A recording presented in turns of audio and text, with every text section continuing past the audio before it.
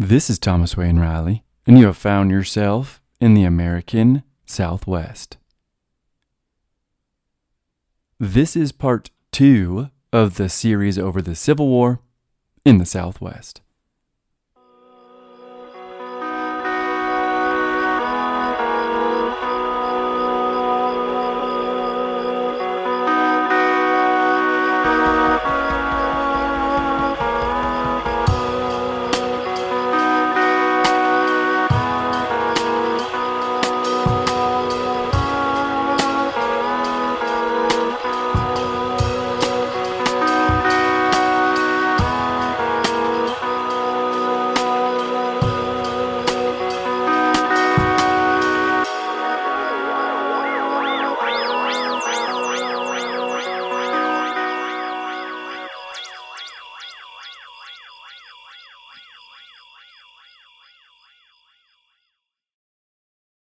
This episode is graciously sponsored by one of my new favorite companies, the Buffalo Wool Co. Y'all know I have great love and respect for America's national mammal, the bison. My very first episode was over the wild and woolly beast, so when I tell you I discovered a company that makes 100% bison wool products 100% in America, you know how excited I got.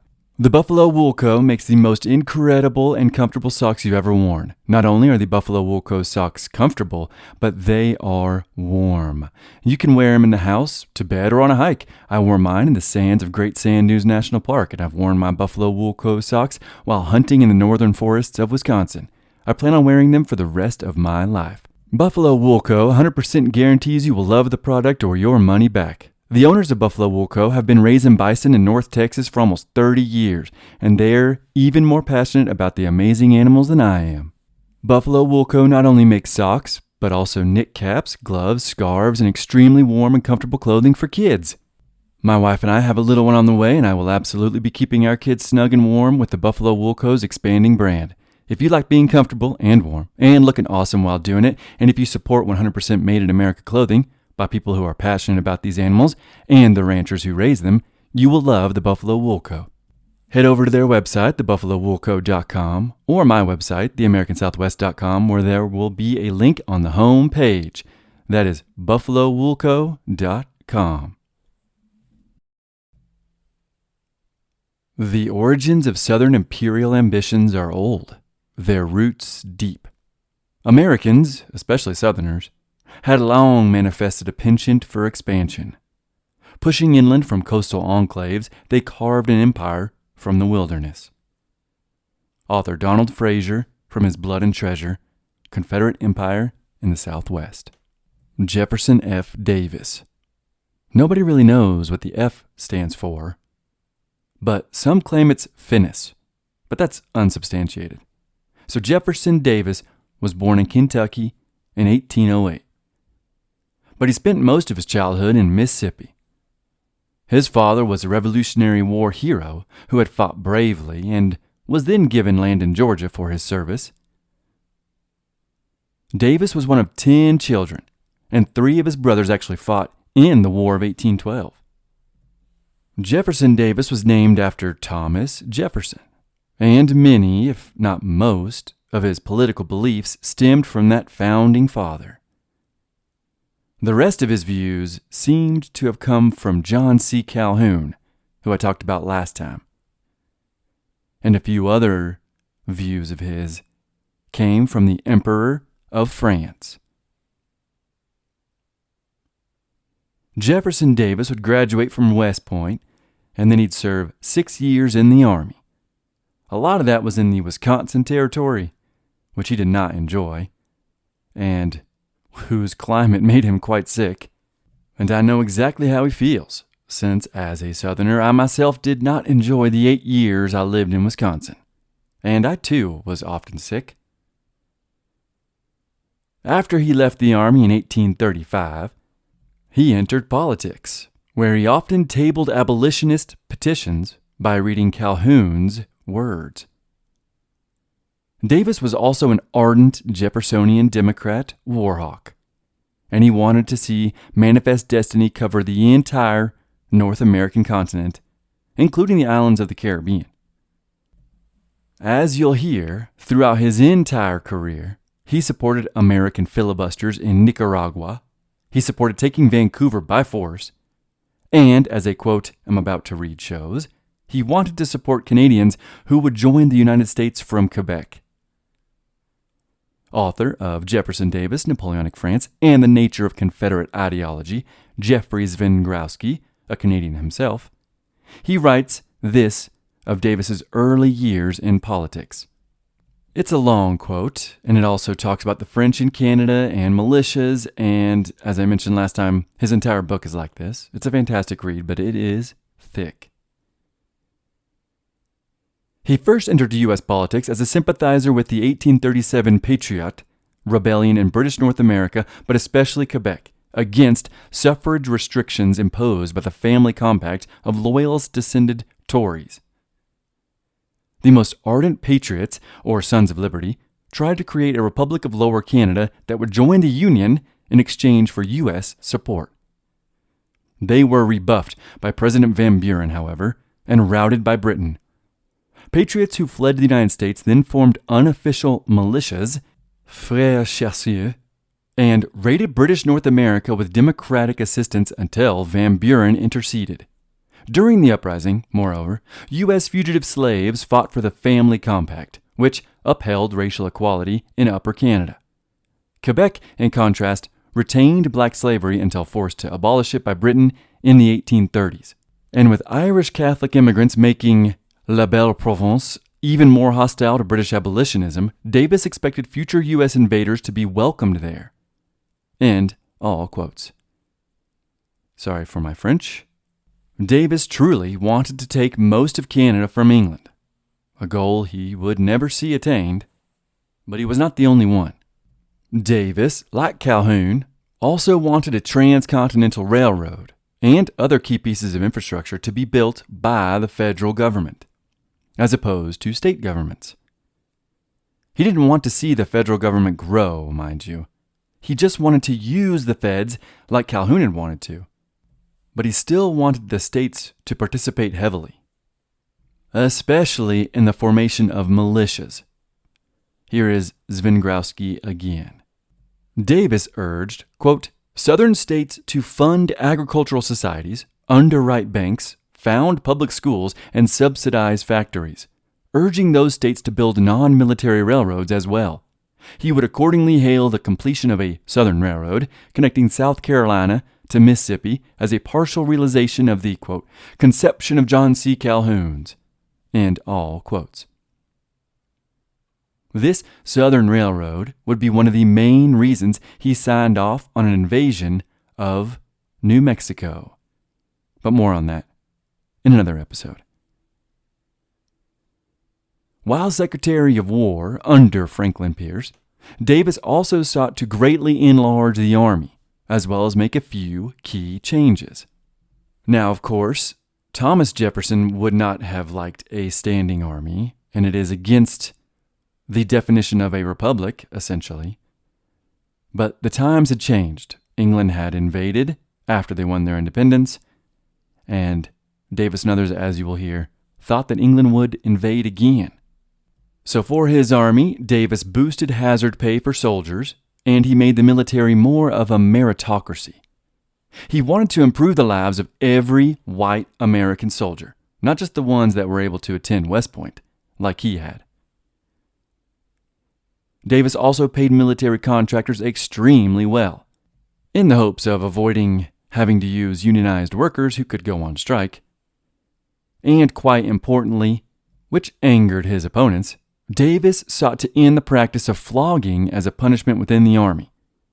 He saw this practice as an unrighteous inequality to the whites, a practice that the English used. Zvingrowski writes that Davis would end up challenging his Federalist Whig opponents by eliminating, quote, flogging as an affront to white equality, recommended higher troop salaries, and advocated pensions for veterans as well as their families.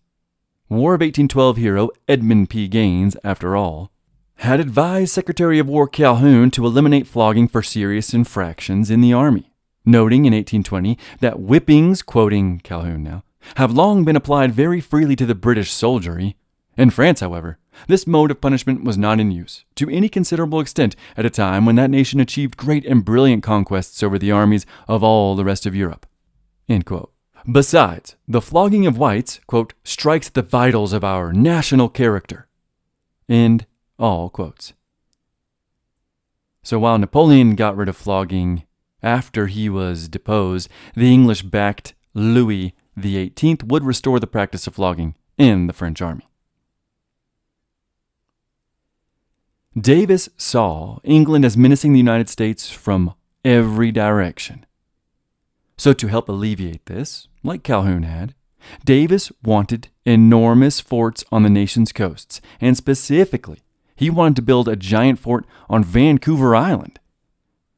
And that would be to strike fear into Great Britain. This would be part of his infrastructure that he wanted to build. Davis also demanded an enlarged army, which would man these forts along America's frontier in fresh waves, kind of like the Spanish Presidio system. This system would also include a massively defended and armed Mississippi River, which would ensure that the British could not use the mighty river from either the north or the south. Davis was also an ardent warhawk who wanted the land Mexico was holding in the west. He wanted to take the entire continent to the Pacific. And this was before the Mexican-American War, before he was Secretary of War. Davis also wanted Oregon from the English, and at this time Oregon also included the modern-day state of Washington. Davis and other Southerners were also tired of the fact that escaped slaves could flee the U.S. and head to Canada where they would gain citizenship, which only enticed other Southern slaves to escape.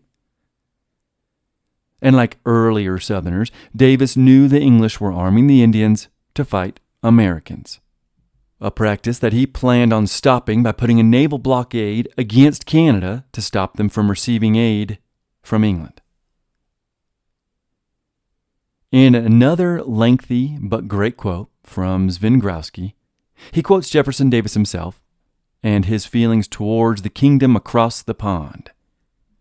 The passage goes, quote, "My thoughts, my feelings are American," Jefferson Davis added, and "to England, the robber nation of the earth, whose history is a succession of wrongs and oppressions, to England I cannot go for lessons of morality and justice." His father, after all, had been a Revolutionary soldier, and his brother Samuel fought as a gallant soldier of the War of 1812. For Davis, then, hatred of Britain, which loaded the laboring masses with oppressive taxation to support a favored class, fueled his attachment to this union, which stood for the equality of the white race in a political and social point of view. End all quotes. Davis was the embodiment of a Democrat warhawk, and he wanted a large American military presence and army on the continent built by the federal government. He wanted to once and for all whip the Brits and end their spreading of abolitionist propaganda. Like Calhoun, Davis was an ardent supporter of white supremacy, although he was not opposed and later advocated for shipping the slaves, well, anywhere other than the U.S. His views on slavery were pretty standard for the time, and they lined up with his namesake's, Thomas Jefferson's, views. While Davis deemed Southern slavery as humane, it was because he said, quote, "Our slaves are happy and contented," end quote. Of course, a Southern slave may not have agreed with that. And even if they were treated humanely, they were still a slave, and they would have no doubt preferred to be free, as all men desire. Zvingrowski continues with this, quote, "He admitted, though, that there was a cruelty in the institution, although it, quote, probably exists to a smaller extent than in any other relation of labor to capital," end quote. So, in other words, our slaves are happy, and we are humane to them, but slavery is still cruel. Well, of course, yes. Contradictions abound, even after the Founding Fathers. Davis was adamant about, advocated for, and later fought for the equality of the white man. That may have been his number one focus, even more so than destroying England's stranglehold on America. Davis talks about equality a surprising amount, like in that quote above about how England was trying to destroy the equality of the white man. And yes, Davis was aware of Marx and may have even read him. But he himself was incredibly opposed to communism and the Reds, as I will mention later. In one quote, Davis speaks about inequality when he said, quote, "The war between labor and capital, which gives cause for gravest apprehensions, the colossal wealth of the few grows in geometrical proportions, while the toiling millions plod on their weary way." End quote. Davis, in his heart, he was a revolutionary warrior, and he wanted his white race to be as equals and to rebel against inequality in England. But eventually he felt that England's influence had fully penetrated the thinking of the Northern Whigs. And the Whigs were once Federalists, and they would be eventually Republicans. Davis was a massive expansionist manifest destiny politician. He wanted to expand the Union, and he accused Northern Whigs of helping the British Empire contain his very own Union, the same Union that the North lived in and ought to have been advocating for the expansion of. He was also leery of the Whigs who were, according to Zwengrowski, espousing racial equality in addition to immediate and uncompensated emancipation via federal consolidation. Davis said that his countrymen to the North, quote-unquote, loved the Negro race because racial equality undermined white equality. He believed that if racial equality occurred and the blacks were freed without compensating the whites in the South, that the whites would be, quote, reduced to an equality with the free blacks. The distinction at once would be made, that of property of wealth, between the classes, between the rich and the poor. End quote. He hated and feared a hierarchical system where whites were unequal in a nation where an aristocracy ruled over the working class whites.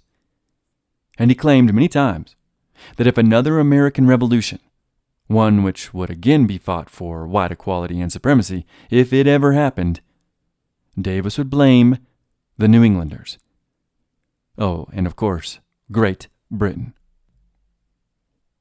While Davis thought Southern slavery was humane, and although he was in no hurry to phase out slavery, as Zwengrowski puts it, he did not reject a, quote, practical and useful emancipation of the slave, end quote. He only entertained that idea, though, if the blacks could remain, quote, in useful employment, restrained from the vicious indulgences to which their inferior nature inclines them, end quote.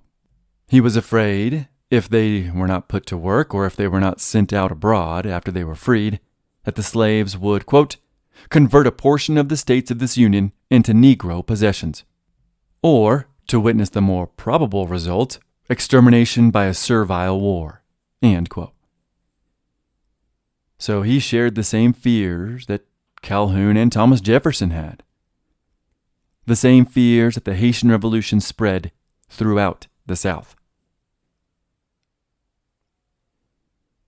He wasn't all on board with every Southerner, though. There were some Southerners that angered him, especially with their view of slavery, particularly their English Cavalier style of slavery, where these slaveholders and plantation owners felt like they were above the rest of the Southerners. There were quite a few Virginians and Georgians as well, in that milieu of Southerners that Davis didn't much care for. His faction called these genteel plantation owners the Quid Democrats. And it was because of their class society that Davis would entertain the idea of emancipation for the slaves. He would rather have equality of whites than to continue slavery.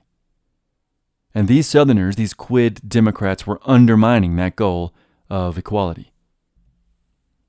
Emancipation, he would come to understand, was inevitable, as long as the slaves did not gain citizenship.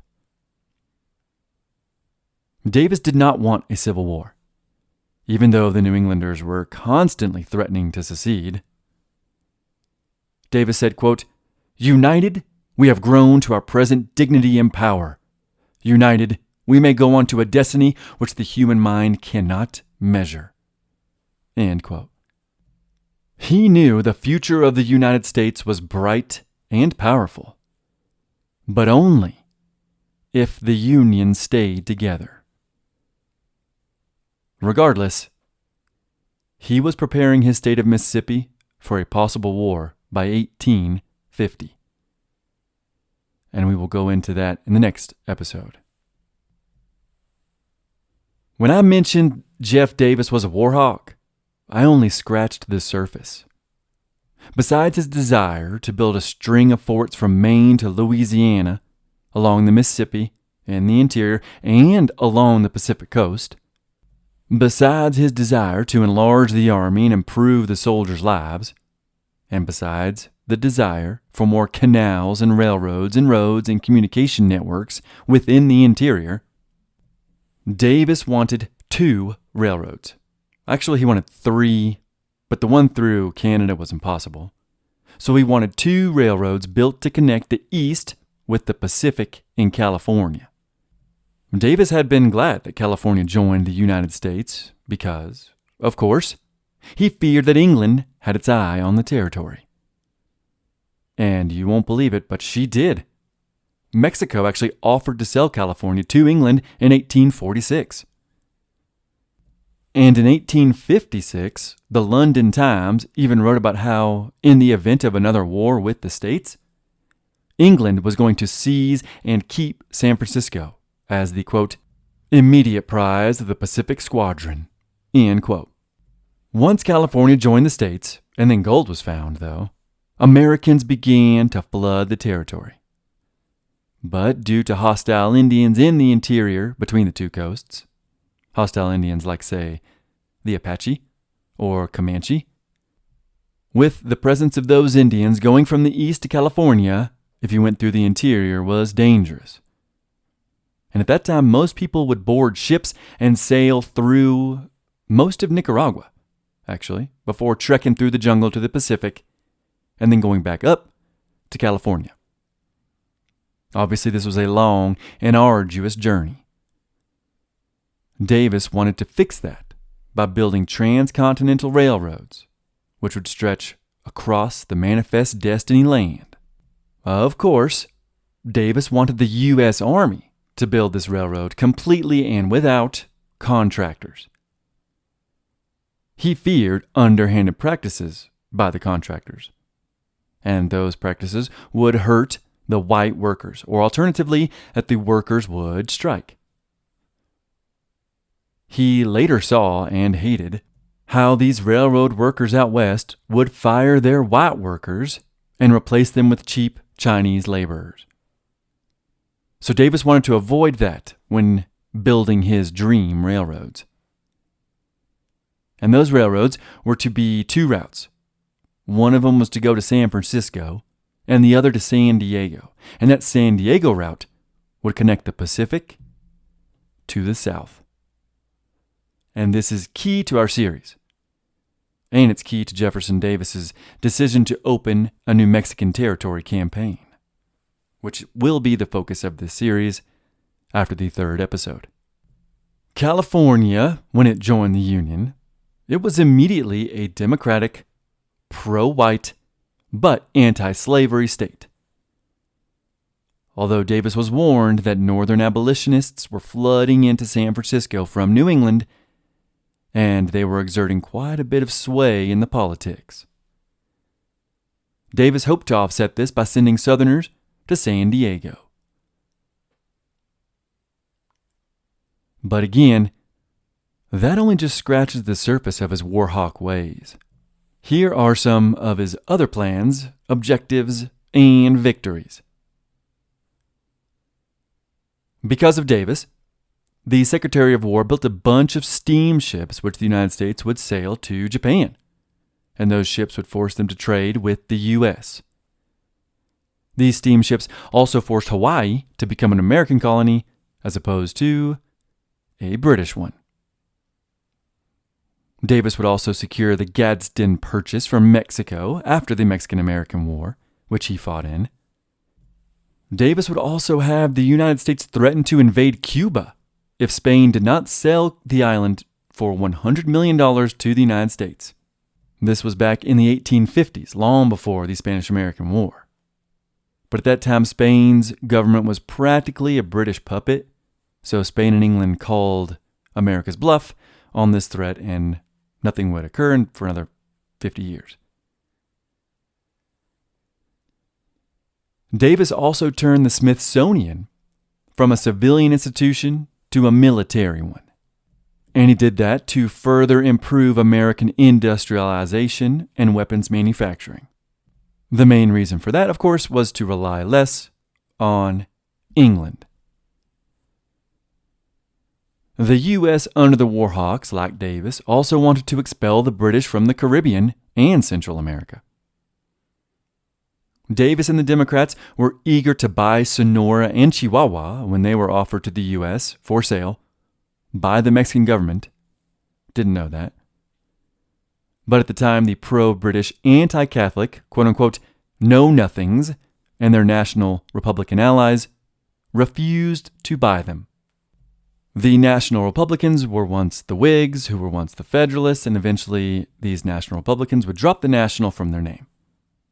They would become just Republicans.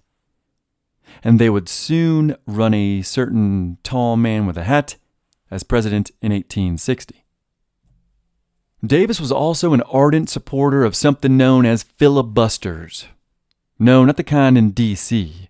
Filibusters were an incredible, almost conquistador-style invasion by private citizens with private armies. And there were quite a few American filibusterers who ventured into the various Americas to find fortune and glory. One of these American filibusters was a man from Tennessee. He was named William Walker, and he would invade Nicaragua. Once there, he burned down the British government buildings, and then he started his own government. William Walker deserves his own episode, but it would kind of be out of the scope of the American Southwest, I guess. Anyways, Davis obviously backed Walker completely.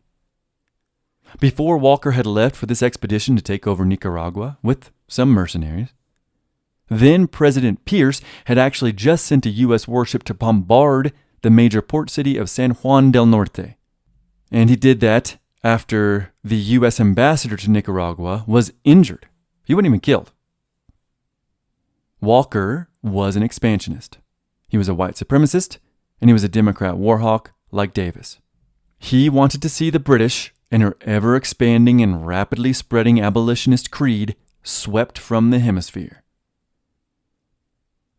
At this time, Nicaragua was extremely important for getting people from the East Coast to the West Coast of the United States, as I mentioned earlier. They would land on the port, San Juan del Norte, ride up a river, get out of the boat, walk across the jungle, get on another boat on the western coast, and then go north. Unfortunately for Walker, his Nicaraguan government collapsed in 1857, and he would flee the country. But he would return later, although he would be executed by the British in Honduras. Davis and many other Democrat Warhawks in both the North and the South blamed not only the British, but also Republicans in the North for supplying the British and her allies in the region with gold and guns. Which is two things the North and the Republicans were most certainly doing. There were also some American filibusters who headed to Cuba that Davis would end up backing. But another incredibly interesting American conquistador filibuster saga would occur in the Yucatan Peninsula. Again, this one is out of the scope of the American Southwest. But the area was still a frontier, and the men who explored it, they shared many traits with those that explored the American Southwest. So why not? Let's go into it. It's a great story worth telling. And this is, after all, my own podcast. So in the Mexican-held Yucatan Peninsula, white landowners used Mexican Mayas as laborers, and they opposed further white immigration in order to hold on to their wealth and prestige. In contrast, other whites in the area opposed this inequality and wanted to end the massive hacienda plantations. And they wanted the government to use the Mayas as laborers to build infrastructure on the peninsula. Kind of like the South wanted to use slave labor there. Davis backed the white egalitarian, quote-unquote, liberals who wanted the hacienda plantation system to end. These white liberals in the Yucatan eventually sought U.S. annexation. And to further start that process of annexation, they started a war among the two factions of Yucatan whites. But that war quickly spiraled into whites versus Mayas. So this was during the Mexican-American War, and it was in 1847. Hence why they assumed the United States would annex them. After all, the U.S. was occupying DF, or Mexico City. Zvengrowski writes this of the war, quote, "Rumors of cannibalism and rape flew as thousands of white refugees fled from the Yucatan interior to the Union-occupied port of Carmen and Campeche, the leaders of which beseeched U.S. intervention." End quote. Now, who do you think was arming and aiding the Maya, quote-unquote, insurgents in the area? Well, it was the British, of course. British Honduras, aka Belize, was in fact also, and still is, in the Yucatan. If you don't know much about Belize, it is an incredible nation. And I spent 2 weeks there back in 2008. The coast and the interior are two very different places when I was there, and probably even at this time. The coast is inhabited by ex-slaves and blacks, and the interior is almost entirely indigenous Maya, except for a spattering of white Mennonites that came from America in the mid-20th century. These blacks and Mayas were trading guns for stolen loot, and Britain threatened war on the territory if English privateers and citizens were harmed. Davis saw all of this, and he urged Congress and President Polk to build forts in the area to repel the British. Polk, his hands were full with the war against Mexico. He did not want to further provoke England into a war that the U.S. would have most certainly at that time lost. So Davis backed yet more filibusters. In 1848, with the U.S. occupying the Mexican capital, a certain Captain Joseph A. White took up the call from Davis and recruited 938 mostly Southern and mostly Democrat soldiers, and they mustered in New Orleans.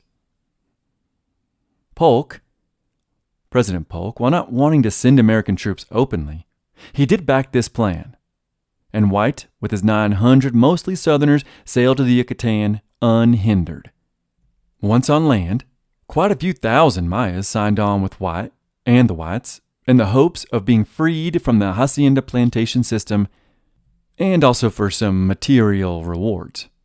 So at this time, you have English-backed Mayas who were being armed and raiding from Belize, and you had American-backed Mayas being armed and fighting from the Mexican Yucatan. Most of the fighting took place in the jungle. A jungle I know well, and a jungle that tried to kill me with malaria back in 2008. But this jungle fighting was brutal. Eventually, the English-backed Mayas had the upper hand. And Zvengrowski writes this, quote, "They would enslave or kill over 4,000 whites by 1861, with unofficial British support. But non-whites declined from roughly 75% to 60% of the Yucatan's population during the Caste War, in which about 100,000 people perished." End quote. That is a horrific number of people that were ostensibly killed in a proxy war between the United States and England. But Davis felt that the fight was worth it to stop a repeat of Haiti. The American filibusters didn't last too long, though. And while they fought bravely, they had no idea what they were doing or how to fight in the jungles of the Yucatan. Here's a quote from Hans von Stockhausen, who wrote, "The First Filibusters, Americans in the Yucatan."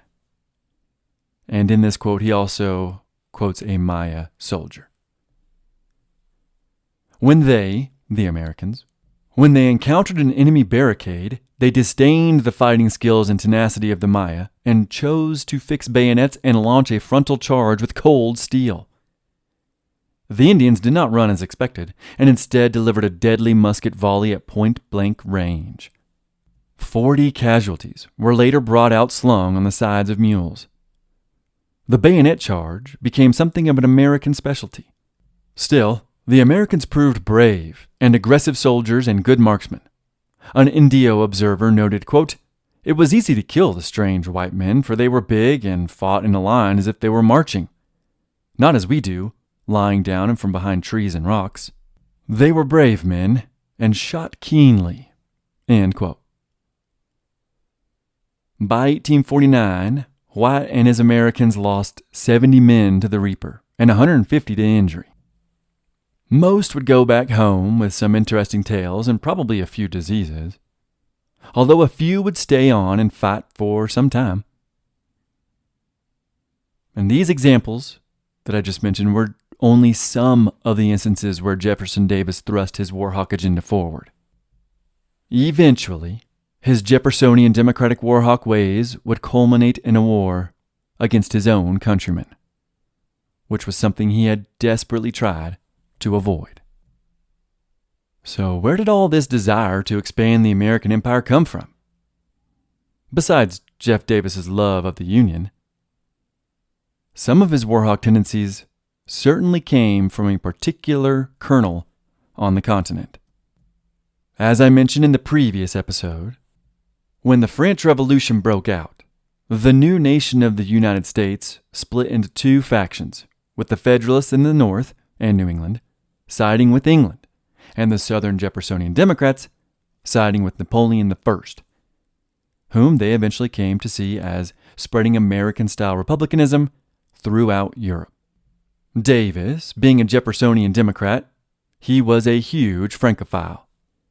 He even had his suits custom-made in New Orleans with the typical French style, and he hoped New Orleans would be the seat of the, quote, "greatest empire the world has ever seen," end quote. He was talking about the American empire, not yet the doomed Southern one. Davis could also read French exceptionally well, although his wife said he spoke it with no accent at all, as if he were just reading English. I can feel my French friends cringe at that. Parlez-vous français? And Davis's wife would know about French. She studied under a Frenchman at Madame Groulard's Philadelphia Academy, under French men and women who had fled the island of Haiti during the rebellion. That same rebellion that haunted Southern slave owners and non-owners alike. A rebellion that had been supplied by the English and by even some Federalists in the North. In regards to the French Revolution that ended up also shaping politics in the United States, Davis could not stand the Jacobins. And yeah, me neither. But he hailed Napoleon as the savior of the revolution who ended up steering and cementing the nation of France to the right, while fighting against the left. Of course, there was also some consolidation in there. But Davis admired how Napoleon toppled countless feudal systems throughout the continent. Jefferson Davis, like Thomas Jefferson, whom Davis called the Apostle of Democracy, they both hated white inequality. Davis saw Napoleon as destroying white inequality and elevating the common white man of Europe. Davis had hopes that the same would happen in the States. Davis would end up becoming Secretary of War, and during his tenure, he would have the U.S. Army adopt the rifled gun from Napoleon. And that means inside the barrel, there's like a spiral, like if you can imagine the beginning of a Bond movie. Before that, they were much more inaccurate, with the ball just exiting the barrel and hopefully you hit its target. When it's rifled, it spins and it is more accurate, almost like a quarterback throwing a spinning football. According to Zvingrowski, quote, Davis deemed the Union's adoption of the use of the Menace ball his greatest accomplishment as Secretary of War. End quote. Two of Davis's favorite words are two words my French listeners would know well: égalité and fraternité. Equality and fraternity. Two of the three pillars of the French Revolution. A revolution Jefferson and then Davis believed sprang from the American Revolution itself. Indeed, History of Rome and Revolutions podcaster Mike Duncan wrote a great book over the Marquis de Lafayette and his contributions to both revolutions. So when the Bonapartes returned to the throne of France in the 1850s, Davis and other Democrats were excited at the prospect of better relations with the French rulers, who wanted equality among whites. The Warhawk faction and Davis also saw this new Bonaparte regime as a means to enact a second war of 1812 and finally be rid of the British menace on the American continent. Which is why Davis, as Secretary of War from 53 to 57, did everything in his power to foment conflict between the United States and the British in the Western Hemisphere. But Davis also admired Napoleon for having, in his mind, freed the European people from their monarchs. Davis's father, after all, had fought in the Revolution. Here's a quote from Zvingrowski about Davis's view of Napoleon. Quote, adulating Bonaparte, Caesar, and Frederick the Great as quote-unquote the three greatest generals, Davis attributed Napoleon's defeat by quote-unquote British mercenaries to bad luck, having studied Bonaparte's battles at West Point. Yet the greatness of Napoleon truly derived, in Davis's view, from saving the French Revolution, which Bonaparte had shielded from British-backed Ancien Regime forces and spread by making war upon the hereditary monarchical institutions of Europe. Davis continues. Confident reliance upon their nation's gratitude, Davis held, led Napoleon's armies over Europe, conquering and to conquer, for the great emperor of Europe had ruled with the consent of the people. End all quotes. Davis would write in 1860 about how important the Napoleonic Code was and how he had desired to use it in the Western states. Not the West as we think, but the West part of the Louisiana Purchase. Adopting this code would have allowed for white supremacy and equality while outlawing abolition. He claimed those Western territories, which were bought from France, were still held in some sort of spiritual French Bonapartist law. Places like Kansas and Nebraska specifically. As you'll hear about in the next episode, this exact same argument, but in the opposite direction, was used by abolitionists in New Mexico, who claimed that since Mexico outlawed slavery, New Mexico shouldn't have slavery. But by 1858, with no true desire to secede from the Union yet, but with hopes that the Union would stay preserved, Davis wrote that it may be better that the South initiate a coup against the federal government. I'll now quote Zvingrowski again, as well as Davis. Quote, Davis actually did consider initiating a Bonaparte-style coup in response to a Republican victory as a more effective but less constitutional alternative to secession, asserting in 1858 that if, quoting Davis, an abolition president should be elected in 1860, the Republican should never be permitted to take his seat in the presidential chair. By holding the city of Washington, he mused, the democracy could force upper North Republicans to march on the Capitol or secede, in both of which cases blood would, quote, flow in torrents throughout the land, end quote, but more so in the North. End all quotes. That reminds me of the French national anthem. I don't know if you've heard it. I will read it now. Arise, children of the motherland. The day of glory has arrived. All the tyranny is against us. Their blood-stained banners arise. Do you hear in the countryside? Their bloodthirsty soldiers ablare. They're coming right into your arms to tear the throats of your sons, your wives. To arms, compatriots. Form up your battalions. March on. March on. Let blood impure onto our furrows pour. And that is one heck of a national anthem. Definitely the most hardcore that I know of. Davis knew these words as well, and future Confederate soldiers would sing them. While he hoped it wouldn't come to this, he viewed the North as being filled with bloodthirsty soldiers ready to tear the throats of Southern wives and sons.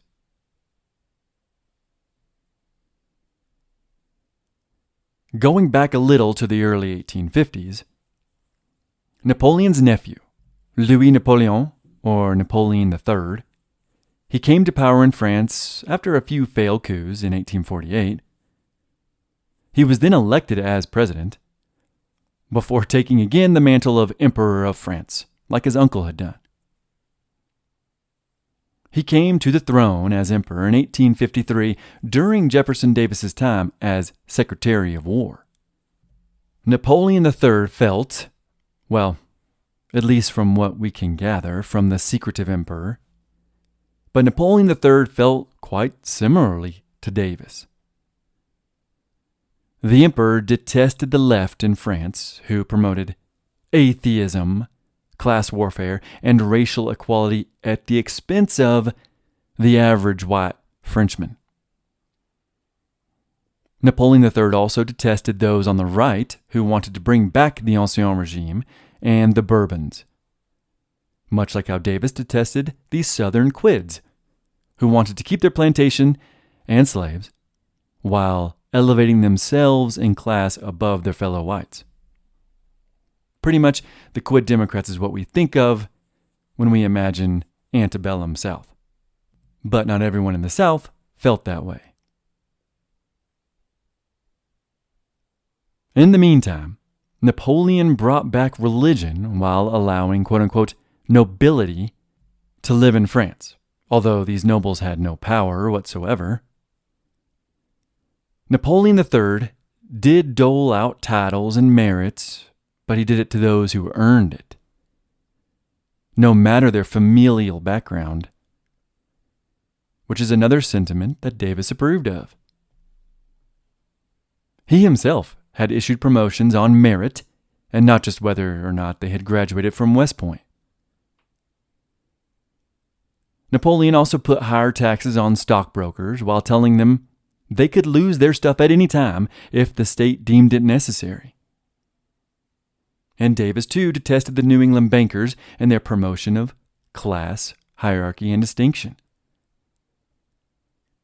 But very importantly, Napoleon III also instituted nationwide conscription. All of these ideas appealed to Davis and some of his Democrat Party friends and allies, in both the North and the South, but mostly in the South. Again, Thomas Jefferson would have detested conscription. That's why they wrote the Second Amendment. The only way to be a citizen is if you can feed your family, you have land, and you're able to defend the state if it's ever attacked. We don't need a standing army if there are well-equipped and armed militias. But by the 1850s, the Jeffersonian Democrats had strayed from that Republican view that Jefferson had once held.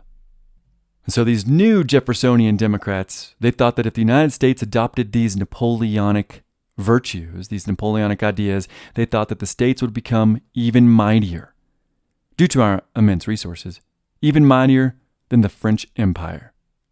The only thing that stood in the way for these Southern Democrats were the Northern British-backed abolitionists and the Southern slaveholders who wanted British backing and inequality among whites. Napoleon III did quite a lot to liberalize and modernize not only Europe but parts of Africa. No matter how you feel about that, his conquests and triumphs reshaped the continent much like his uncles had. And all the while, at nearly every turn, Napoleon III undermined and humiliated the British. Davis looked upon these victories as possible hope for himself and his Democrats who wanted to ally desperately with France.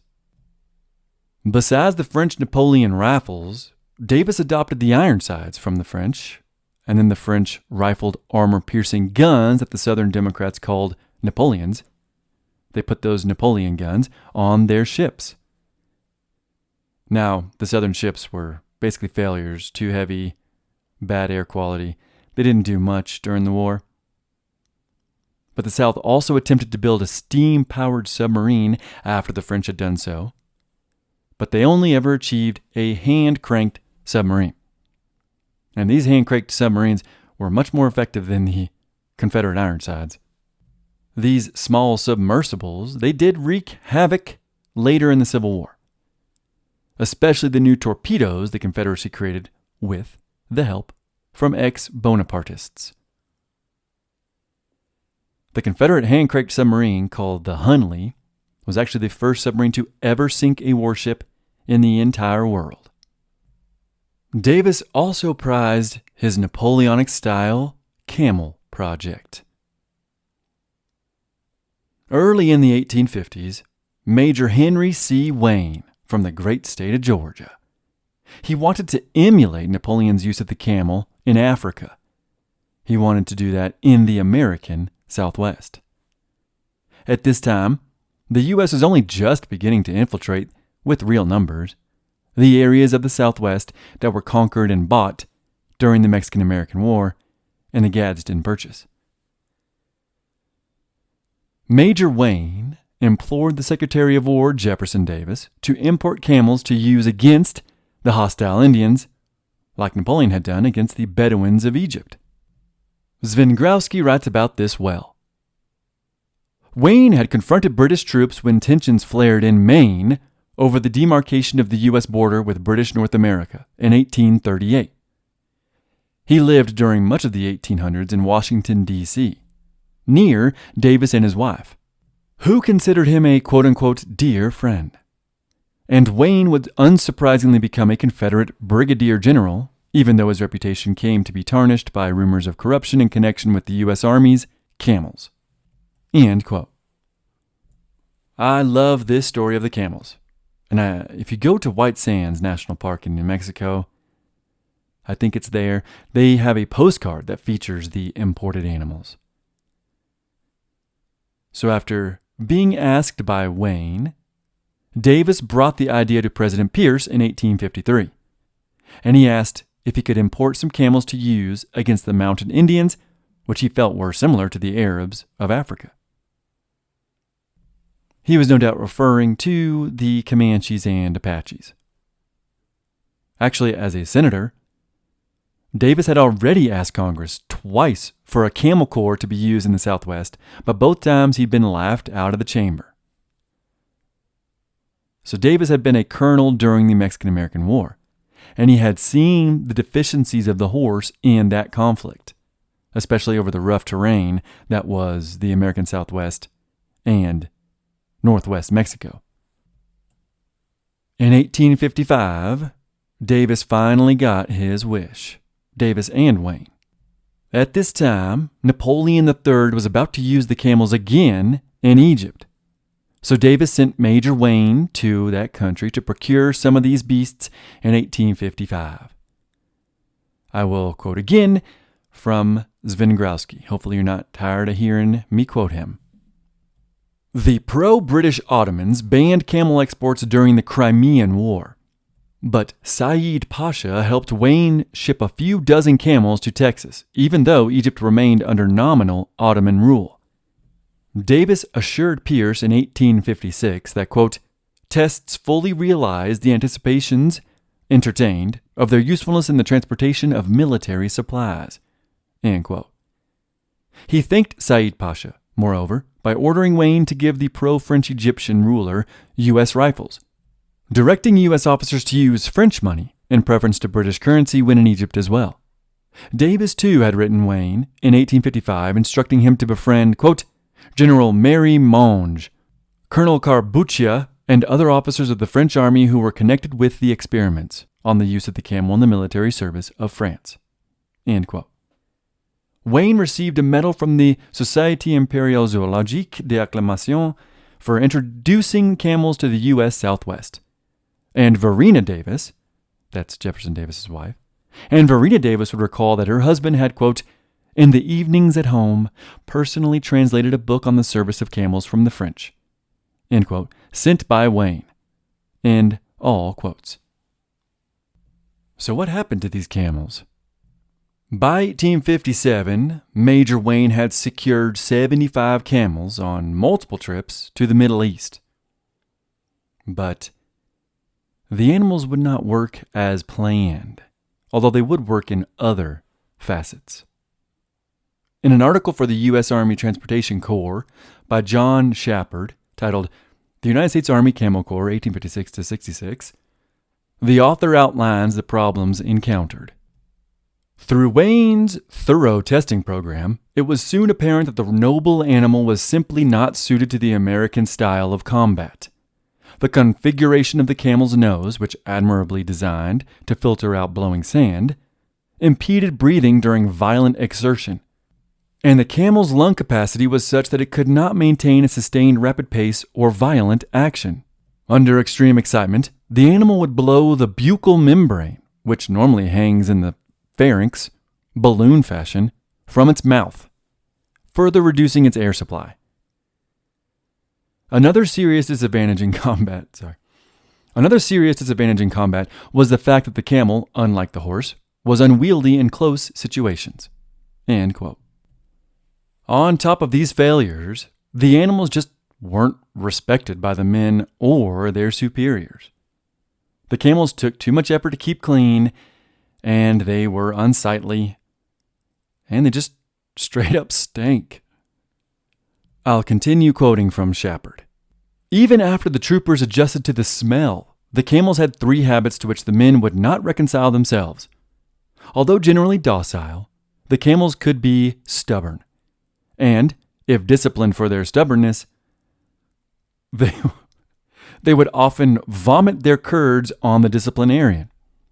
This and the camel's ability to defecate without any warning whatsoever to anyone standing to their rear quickly overrode whatever lovable or useful qualities they may have possessed.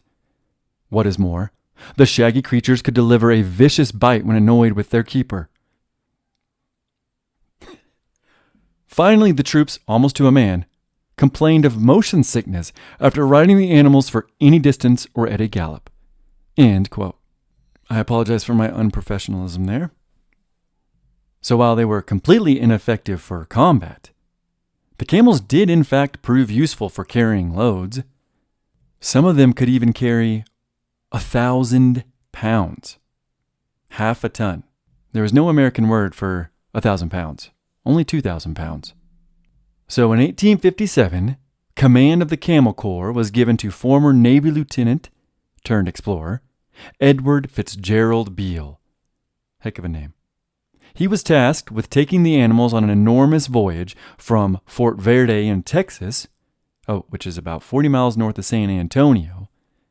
He was to take them from near San Antonio, through the Llano Estacado, over my home of the Sandia Mountains, through western New Mexico, across northern Arizona, across the Colorado River, and all the way to the southern end of the Sierra Nevada Mountains in California. And they made it. But not without human errors.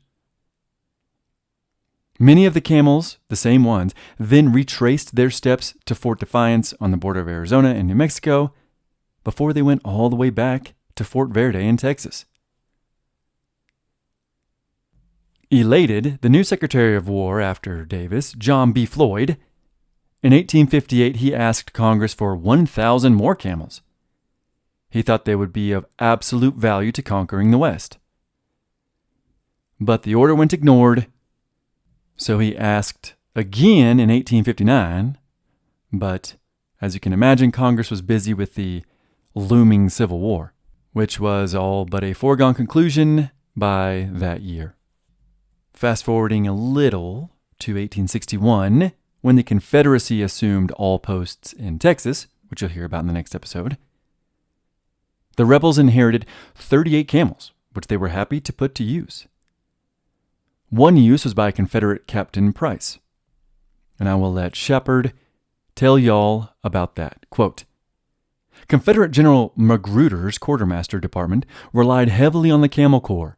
One officer, Captain Sterling Price, of the Noxubee County, Mississippi, infantry, managed to acquire one of the beasts and used it throughout the war to carry his entire company's baggage. End quote. But eventually, much like the Union soldiers before them, the Confederates came to hate the camels, and many of them died or were just let loose. Although not all of them. The Union camels in California were also hated, because some of them were left there on that journey. And eventually they were sold at auction. And the buyers were primarily circus owners in San Diego. The remaining camels in the South that weren't let go in New Mexico under Baylor, a man that will feature heavily in the coming episodes, but the camels that weren't released into the wilds of New Mexico were also auctioned in Texas and New Orleans after the war. Shepard finishes his article with a note on how it could have ended the Apache Wars much sooner, this Camel Corps. He wrote, quote, Clearly, if the Camel Corps had enjoyed the unreserved support of military personnel and the public, it could have saved hundreds of thousands of dollars in the development of the Southwest and considerably shortened the 38-year conflict with the Indians in the region. End quote. So, taking a little break from Napoleon the First and Third's influence on the Southerners, and to set up the coming Civil War a bit more, I want to talk about Jefferson Davis's view of some of the inhabitants of the Southwest and Greater West. I've already talked a little about California and how we thought and hoped that that state would go for the South, or at least the southern portion of it. But what about the other three big inhabitants of the region at this time? Those being the Hispanics, the Indians, and the Mormons. I will actually wait to talk about the Hispanics until a later episode. So let's just talk about the Mormons and the Indians. First of all, during and after the Mexican-American War, a conflict I will briefly go into in the next episode as well, but after that war, the Mormons settled in what they had hoped would be Mexico, but ended up being part of the United States. The Mormons are members of the Church of Jesus Christ of Latter-day Saints. They really wanted out of the United States. Their leader and prophet and many members had been killed in Illinois and Missouri, and they had given up any hope of living peacefully in the Union. Their first hope was Texas, but that hope was shattered when it was annexed by the U.S., so they next went to Mexico, or Utah. But after the war, it too was acquired by the United States. Jefferson Davis was an ardent Catholic supporter. He was not a Catholic himself, although he had practically been raised by Catholics, and he was very sympathetic to them. He did not care for the extreme abolitionist Mormons and their views on polygamy. Davis saw them, as the Mormons, as New Englanders who, under Joseph Smith, wanted slavery abolished and citizenship given to all men. Davis also didn't like that many Mormons had married Indians.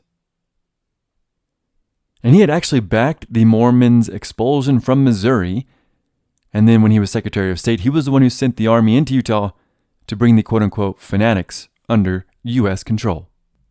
Even still, Davis knew the hatred the Mormons had for Washington, and he hoped they would join the Confederacy once the war broke out. Now, ultimately, that will not happen, and in fact, the Utah Mormons stayed neutral during the Civil War. And I still kind of find that surprising, since so many of the members in Utah were straight from England, off the boat, and most Mormons were true abolitionists, although not all members at that time wanted racial equality. The other group in the West and Southwest were the American Indians. When it came to Indians in the Confederacy during the war, Davis did not want any Indian commander to lead white men, and all Indians were under the authority of white Confederates, which is a move the U.S. Army will do with the Buffalo Soldiers after the war, and during the war, actually. Davis granted the Indians seats in the Confederate Congress, but they couldn't vote. Davis really was not a fan of the Indians, and he called them, quote, deceptive, as bloodthirsty, as treacherous, as cowardly a race of men as are to be found on the globe, end quote. Not very glowing praise. Even still, many Indians in the Confederacy fought for the South. The Cherokee had 12,500 black slaves. And actually, the Cherokee Colonel Wadey of the 1st Cherokee Mounted Rifles, he was the last Confederate general to surrender in the entire war. He waited until June 23, 1865 to accept defeat. And it wasn't for another year that the Cherokee man and his people gave up their black slaves. But Davis welcomed the Indian fighters, despite complaining that they didn't raise enough fighters for the Confederacy's defense. On the other hand, Davis detested atrocities done against the Indians, and during the Mexican-American War, he had chastised some of the American men at arms around him after they had propagated evils against the Indians and the Mexican Indios. At the same time, Davis and the Confederates did not spare pro-Union Indians that they caught. The battles in Indian Territory were pretty hardcore. It was noted that battles against Union forces that saw the Confederates, mostly Texan, and the Tonkawas fighting together, those battles often ended with the Tonkawas cannibalizing the white Union soldiers. As you'll see in the next few episodes, when the Texan Confederates entered New Mexico, they hoped that the Indios and Puebloans would side with the South. But there again, they would be disappointed. Now let's go internationally. I've talked about 1848 before, and how the mostly liberal revolutions that sprang up in Europe were put down. This led to a lot of Italians and Germans fleeing the continent and heading to both England and the northern United States, but also the South. This movement of political dissidents would have a lasting impact on America. I have spoken of Al Sieber being a brother of a German revolutionary. Well, in the North, after the 48ers arrived, that's what they were called after the Revolution of 48. After the 48ers arrived to the North, the Civil War started, and these immigrants demanded unmitigated punishment on the Southerners, in many cases. In historian Carl Wittke's Refugees of Revolution, the German 48er in America, the author claimed that these new German Americans wanted, quote, the rebels severely punished, their property confiscated, and a new order created based on unconditional surrender and the enfranchisement of the Negro. End quote. The Jacobins and their red message had spread, and now it took hold in the United States. The Confederates likened these German revolutionaries who joined the North to the King's German mercenaries during the Revolutionary War. In 1861, the Southern writer James D.B. DeBow called these recent immigrants who were in Texas, these immigrants that had voted against secession, he called them, quote, crazy socialistic Germans, end quote. And these 10,000-strong Germans would hamper the war effort in that state for the Confederacy the entire war. And Texas will play a huge role once I begin describing the war itself in the Southwest. Italian communists would also infect the Northern Union Yankee Army, and many of them would even wear the red shirts popularized during 1848. Even French communards would also join the Union.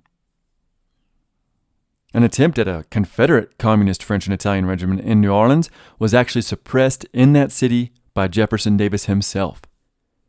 And then these Reds fled north to create a similar or the same regiment there.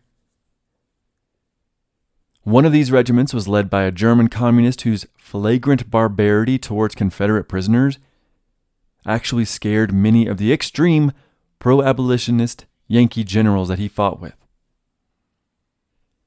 Scandinavians who settled the North were also pretty pro-abolition and had been spreading that message through songs, tours, and their writings since their arrival in 1850s.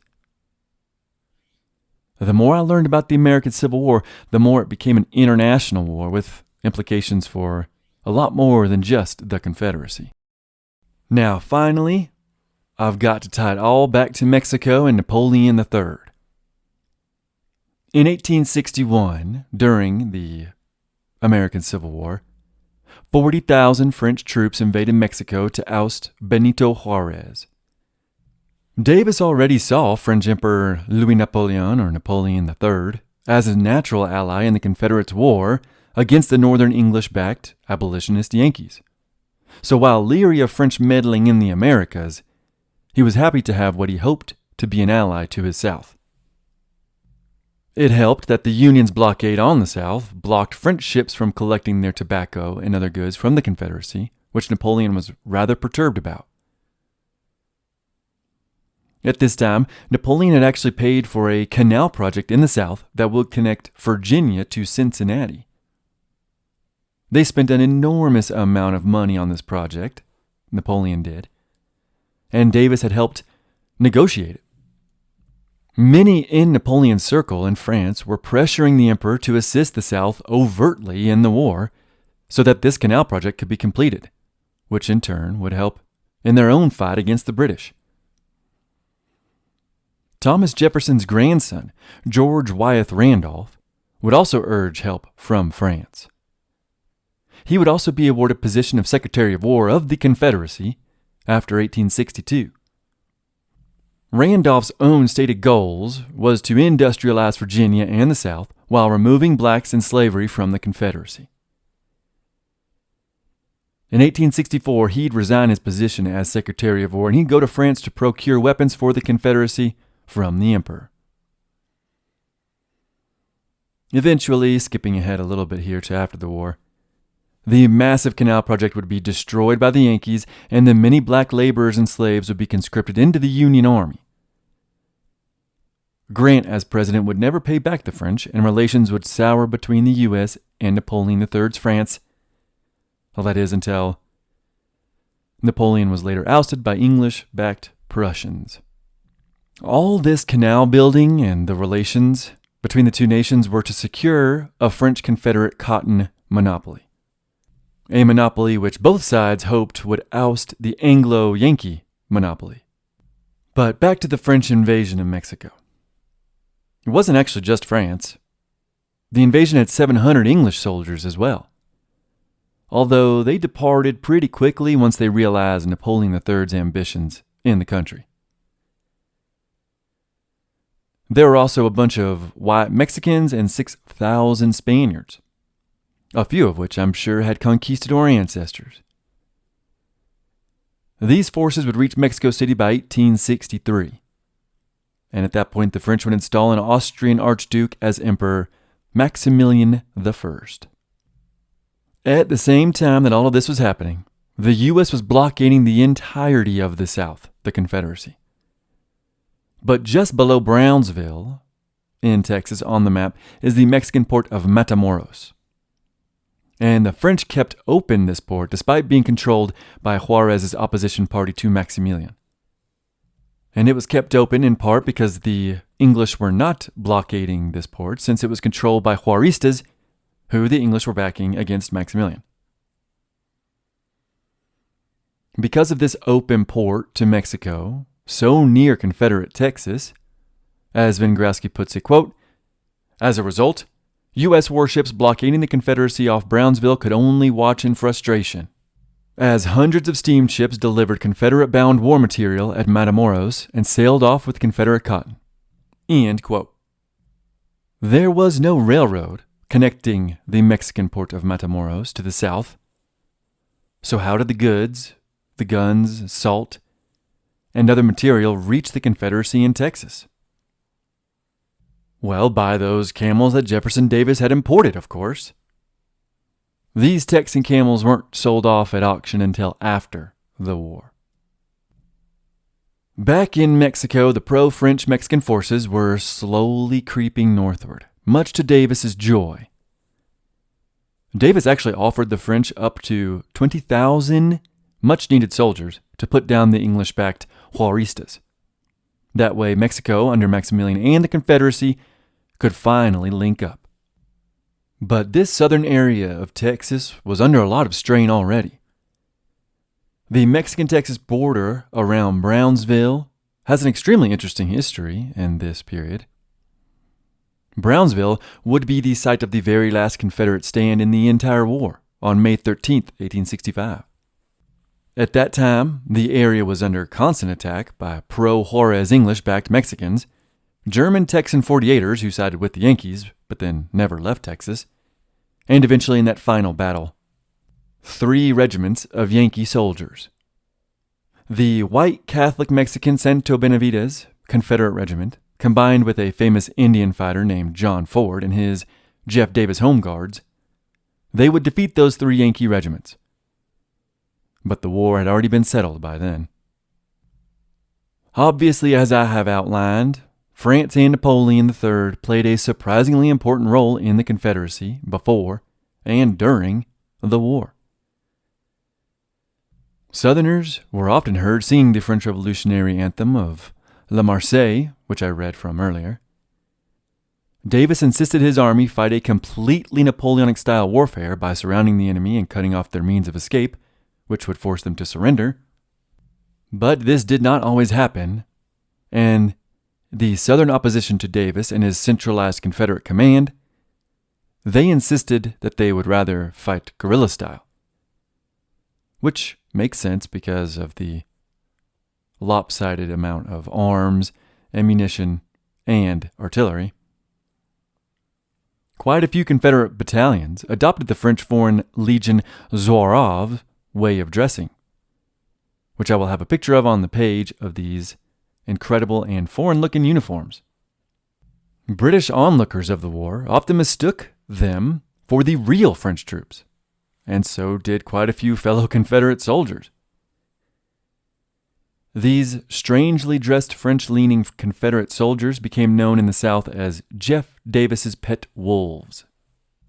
There were more French military leaders than you would care to hear about, so I won't name them all, or really any of them. There were countless French-born soldiers, engineers, and gun designers in the Confederacy. Frenchmen from the ill-fated Haiti, French Protestants from Canada, and Frenchmen from the Empire itself would form bands, become chaplains. Some of them trekked from California to Louisiana just to fight.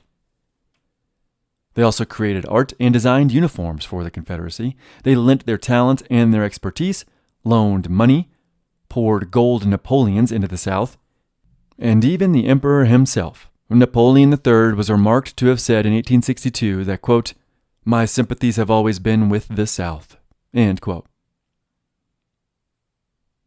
Davis was counting on this for a win against the Yankees, and the invasion of Mexico and later installation of the Habsburg-Lorraine Archduke of Austria, Maximilian I, that gave him hope that the two nations could link up and form a new American-French-Mexican Confederacy.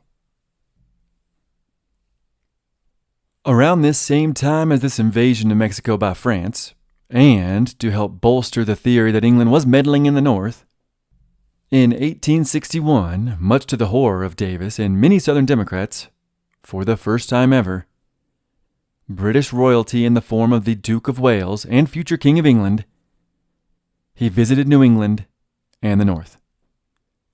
He refused to go south of Virginia.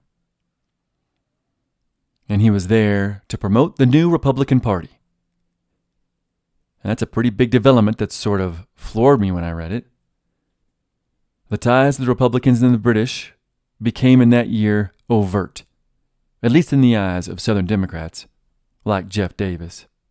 By 1860, a year before the future king's visit, Kansas had been at civil war, and in many Democrats' eyes, the abolitionists were being overtly funded and backed by Northern Republicans and England. In that same year, when it looked like the abolitionist Lincoln would actually win the presidency, Davis, for the fourth election in a row, threatened to secede, just as many northern states had threatened before. But in 1860, when Davis threatened it yet again, he didn't mean it. He truly wanted to preserve the Union that his father had fought in the Revolution for. The Union that he had fought for. The Union that his mentor Calhoun had fought to expand and that his hero Thomas Jefferson had created. Davis hoped and wanted to keep the Union strong and united. He felt it was the only way to defeat Britain once and for all. He said he would only support secession, quote, under the promptings of the highest motive that sustained our fathers in the Revolution, end quote. And as Vengrowski points out, Davis did not want to destroy the power of the federal government. He wanted to use it to strengthen this union of states. He wasn't, after all, an extreme pro-states' rights activist, as later revisionists would say. The whole reasoning of states' rights being the cause of the South during the war, that came from Davis's enemies within the Democratic Party, the Quids that I've mentioned earlier. The Quids who wanted to side with England. Davis wanted above all else white equality, a strong union, and to defeat the British abolitionist influence that threatened to unleash the blacks with no plan but to elevate them higher than the white man. He did not want the reopening of the slave trade as other pro-British Southern Democrat Quids wanted. He wanted the South for whites, with the black African slaves eventually sent anywhere. And he hoped Napoleon III would help facilitate that movement. Davis was willing to offer France and Napoleon the emancipation of all Southern blacks as long as white supremacy and equality among whites remained, and as long as France offloaded the former slaves, or at least many of them. Seemingly, the main thing holding back the emperor in France from aligning with the South was the fact that the South had slavery. This was very fresh on the minds of many Southerners, from politicians to planters to slaveholders to colonels, and all the way to Jefferson Davis, who would eventually admit that the institution was no longer feasible. Overtures were made by Southern Democrats to the French, promising to abolish slavery beginning in 1863, although they would never give blacks the opportunity to become citizens. Which was fine for Napoleon, since he too espoused that line of thinking. Unlike the over 50,000 men from Britain, the French under Napoleon III only sent 4,000 troops, and that was mostly to New Orleans, to protect the French citizens living there. The fact was, too much of the South looked towards Britain as their mother country and their ancestors. In truth, Napoleon III and his French Empire most likely feared Britain too much to entangle France into another war with the British Kingdom. They simply could not afford it. And history probably bears that out with their defeat against the Prussians in 1870. Davis and pro-Napoleon Confederates were at times willing to become a vassal state to France, much like the Empire of Mexico was, which many agreed would be well and good to join, as long as France helped to militarily defeat the British-backed Yankees. While Davis was willing to become equals with Napoleon in France, he certainly wasn't willing to become subordinate to him, which that also most likely irked Napoleon III. He was quite secretive, Napoleon, so it's hard to say how much he desired but ultimately failed to assist the Confederacy. But in the end, a broader war with England, which would ultimately hurt his aims in Mexico and Europe, that prevented Napoleon III from intervening and interfering in the American Civil War or aiding the Confederacy. Vengrowski sums up the reality on the continent perfectly when he wrote, quote, Napoleon III's French Empire, though, was simply not as powerful as the Confederate president assumed and could not risk waging a massive war in the Americas that would have left France acutely vulnerable to an alarmingly strong Prussian advert in Britain, to which the French emperor had never been quite so hostile as Davis supposed. End quote. Davis thought he himself was fighting against the international left, the Empire of Britain, and even Tsarist Russia. He had badly wanted Alaska from the Russians during his time as Secretary of War, and a lot of that was on account of rumors that the Indians of Oregon and future Washington were being supplied with weapons by both the English and the Russians. During the war, Russia would arrest Confederate sympathizers who were attempting to smuggle goods to the South. They would also send warships to the Pacific coast to put down rebellions in California and to stop smuggling to there on behalf of the Confederacy. Then, of course, during the war, to no one's surprise, tens of thousands of Englishmen and even English Canadians fought for the Yankees. Some 50,000 men from Wales, Scotland, Ulster, and England crossed the ocean and fought in Yankee uniforms. Oftentimes, in northern regiments, these men would even wear their own special uniforms. Davis was under the impression that British abolitionism, like other leftist ideologies, had infested the island of Great Britain, and these men fought and died on southern soil to free the black slaves. They were often much more hardcore than the American Northerners, especially over this question of abolition. And many of these men had indeed fought on the continent against France. Many of these men saw this struggle in America being against Napoleon III as much as it was against racial inequality. Davis and his Confederacy would eventually declare George Washington's birthday as a holiday, as well as July 4th. Davis was inaugurated as the Confederacy's president on Washington's birthday, which is February 22nd, the year 1862. In that inauguration speech, he said, quote, "We hope to perpetuate the principles of our revolutionary fathers," end quote. Had Davis picked up the crown of American independence, which had been thrown into the gutter of New England, he certainly may have seen himself as an American Napoleon, who was saving the American Revolution from the Northern Yankee Jacobins. The Great Seal of the Confederacy is a man on a horse. I had actually assumed that man was Davis, but in fact it is George Washington. And Washington's great-grandnephew, John Augustine Washington III, was a Confederate colonel. But he would die in 1861 fighting for the South. A Confederate poet would write a poem about John Augustine Washington III after his death, and the poem reads like this: "Rebels before, our father of yore, rebels the righteous name Washington bore." End quote. Would Washington have joined the Confederacy and become a rebel? The Confederacy called their enemy, the Northerners, Yankees, which was a slang term not only for New Englanders, but for the English themselves. The Confederacy was merely finishing the American Revolution by purging itself of the Yankee, English grasp that had never truly let go after the War of Independence.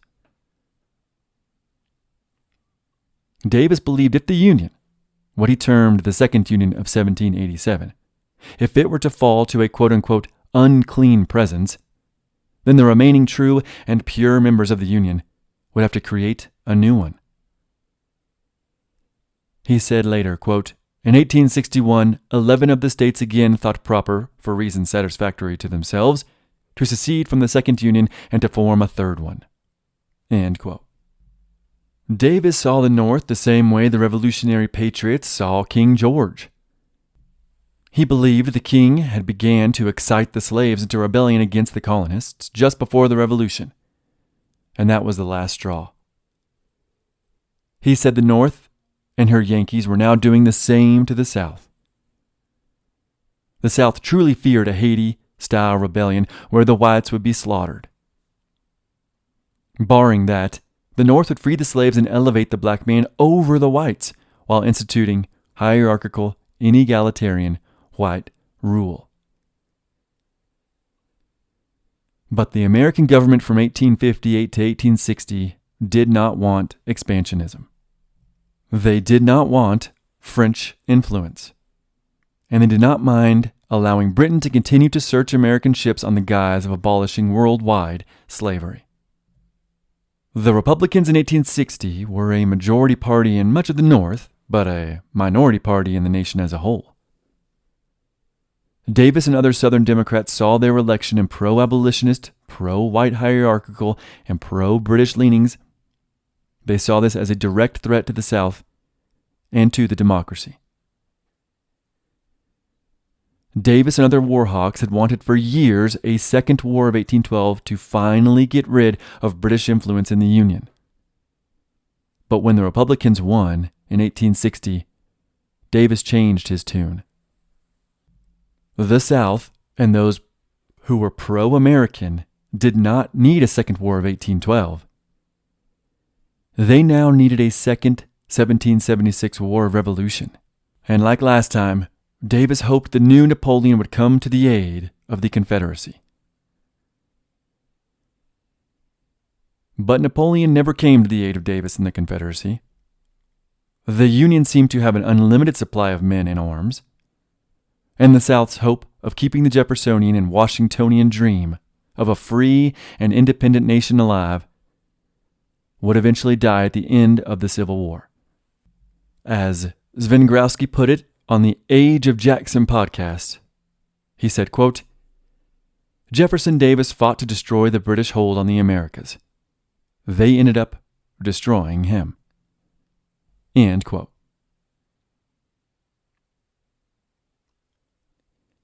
In the next episode, I will go back in time, and I will finally be focusing on the American Southwest, and I will talk a lot about the Republic of Texas, the Mexican-American War, and the territory of New Mexico, in what will be the final episode on the lead-up to the Civil War in the American Southwest.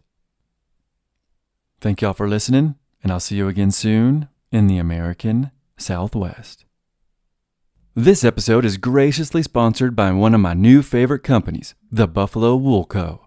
Y'all know I have great love and respect for America's national mammal, the bison. My very first episode was over the wild and woolly beast, so when I tell you I discovered a company that makes 100% bison wool products 100% in America, you know how excited I got. The Buffalo Wool Co. makes the most incredible and comfortable socks you've ever worn. Not only are the Buffalo Wool Co. socks comfortable, but they are warm. You can wear them in the house, to bed, or on a hike. I wore mine in the sands of Great Sand Dunes National Park, and I've worn my Buffalo Wool Co. socks while hunting in the northern forests of Wisconsin. I plan on wearing them for the rest of my life. Buffalo Wool Co. 100% guarantees you will love the product or your money back. The owners of Buffalo Wool Co. have been raising bison in North Texas for almost 30 years, and they're even more passionate about the amazing animals than I am. Buffalo Wool Co. not only makes socks, but also knit caps, gloves, scarves, and extremely warm and comfortable clothing for kids. My wife and I have a little one on the way, and I will absolutely be keeping our kids snug and warm with the Buffalo Wool Co.'s expanding brand. If you like being comfortable and warm and looking awesome while doing it, and if you support 100% made in America clothing by people who are passionate about these animals and the ranchers who raise them, you will love the Buffalo Wool Co. Head over to their website, thebuffalowoolco.com, or my website, theamericansouthwest.com, where there will be a link on the home page. That is buffalowoolco.com.